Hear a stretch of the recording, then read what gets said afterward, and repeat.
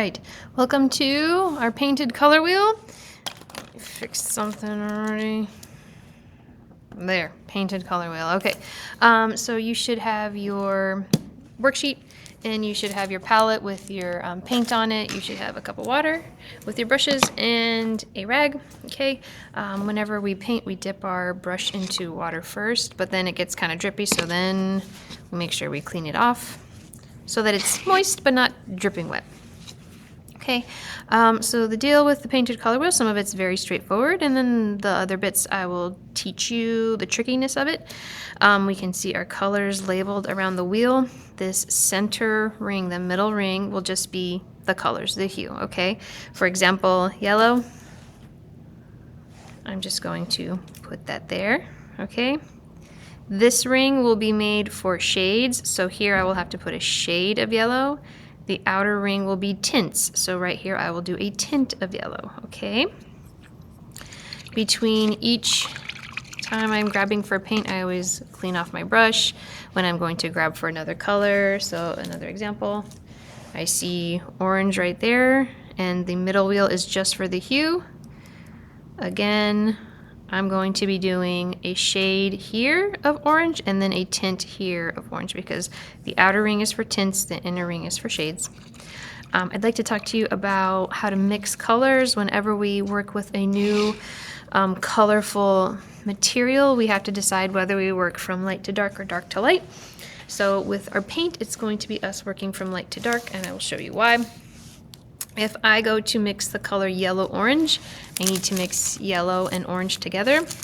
If I start with yellow, if I start with a darker color of orange, and then I try to add some yellow to it, it doesn't affect it that much. It doesn't really change it. It's better to work from lighter to darker because the lighter colors tend to be a little weaker.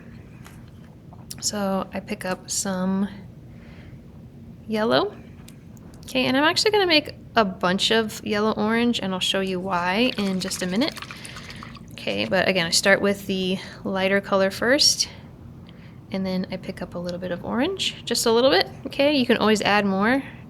Just a little bit will do it. And now I've created a yellow-orange. Again, the lighter colors are weaker and more affected by the darker colors. Okay. And now I can paint in my yellow-orange, and I want to check and make sure that it does look yellow-orange. It does, okay.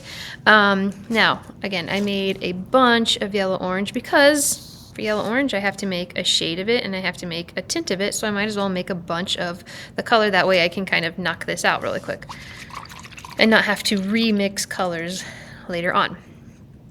So I'll start with the shade. So remember, we work from light to dark, so if I'm going to make a shade of yellow-orange, that means I'm going to add black to it. So I'll scoop up some and bring it over here. I'm not going to disturb my nice little puddle. Okay. And with shades, adding black you have to do it very carefully. Just the tiniest bit of black, and even that might be too much. Whew. Okay, we made it. It's okay. We have a shade of yellow-orange. You really got to be careful when you're controlling black. A little goes so far. Okay, and then I still need my tint of yellow-orange, which means yellow-orange mixed with white. A tint is any color is a color mixed with white. I start with the lighter color first. Lighter color is going to be white. Pick some over to the side over there. Clean off my brush.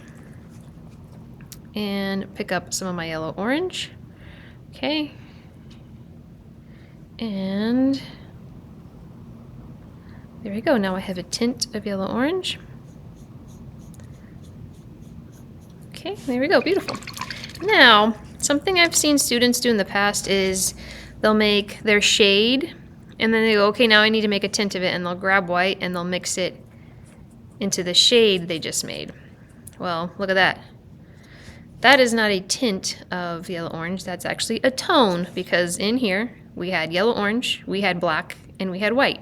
And remember that tone is a color mixed with gray. So we basically had black and white mixed in there somewhere, so it made gray, and then the yellow-orange in there, and that's why you get that color. So you have to make sure that you are separating everything when you're mixing your colors. That way you get your hue, you get your shade, and you get your tint. There's no tones on this wheel. You don't have to worry about tones, okay? So please remember that you're really separating everything. And, you know, these little puddles of paint that you have, you know, if I need to make red orange, I don't want to take my red and mix it into my whole puddle of orange because I might need the orange for other stuff. I want to pick up some paint. Or if I was going to make a tint of red, or a shade, excuse me. You know, there you go. I'm making it separately because I don't want to contaminate my whole puddle over there. That's still pure red. I want to keep that pure red. Okay, there's my shade. There we go. Please remember that the mixing happens on the palette, not on the paper. The paper is very thin and it'll break down with all the moisture from the water and the paint. So you want to do your mixing here and then apply it to the paper there. So you got to do all these spots in the middle. People ask me about the middle. The middle's fun because at the end of the day, you just take all the paint on your palette and just mix it together, and then it basically turns to a neutral, muddy kind of color, which is kind of fun. So that's what you could do with the neutral spot in the middle. But that's pretty much it. Good luck. Have fun.